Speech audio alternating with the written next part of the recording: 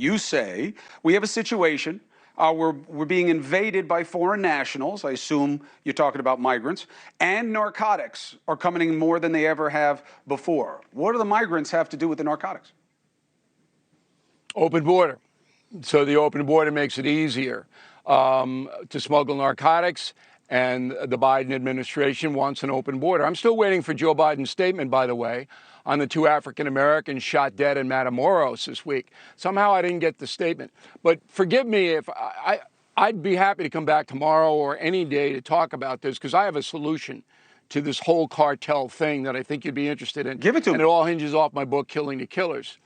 But I want to get back because I think you're not being fair to me. And you don't want to be unfair to me, do you? Heaven in forfend. front of millions of people? Heaven forfend. Okay. So I'm telling you that this Tucker Carlson election thing and all of that is a system-wide problem with the media. Yeah, and I disagree. Yes, Fox, okay, and I'm happy to engage. Mm-hmm. Fox News could have easily mitigated all of this by having someone to challenge Tucker Carlson. 6 years ago, I left Fox News. If I had been sitting in Fox News today at 8 o'clock in my old slot, none of this would have happened. The election thing wouldn't have happened. The January 6th thing wouldn't have happened. None of it would have happened because I would have challenged all of it. And ironically, today on The View, talk about a show totally out of control, Sunny Hostin, who worked at Fox, who's one of the View ladies, actually said O'Reilly never lied. O'Reilly gave every chance to have everybody be heard. So the solution is to have, you don't hang Tucker Carlson. You have someone on to counter him. Yeah, unless you have no interest in the counter. Do you? Because it's bad for business. That's why. They are in the business of giving the conservative pitch, even if it's grossly misleading and dangerous to the Republic. That's why. You're close, but no. I was #1 at Fox for 16 years doing what I do, which is hearing all sides. So it's not bad for business. You know why they do this? The management is lazy. They don't want people in that might disrupt the flow of money from telling people what they want to hear. All right, I agree and I accept that point, but I don't know the management. You do, so I'll take you at your word. I don't know. But let me move on to this. That's the case. Dusty says you can come back tomorrow if you want to talk about your solution, but I want to talk about the problem at the border. Migrants, open border is not the policy, but that is the criticism, and Biden's asking for it by not taking initiative on doing it better. I'm with you. However, I want to be careful about not demonizing human beings, okay? The same reason I say don't call them illegals, because people aren't illegal and it matters. We have a problem with respecting humanity in this country. And they may be doing something illegal, but that doesn't define their entire being. Migrants are coming here to work.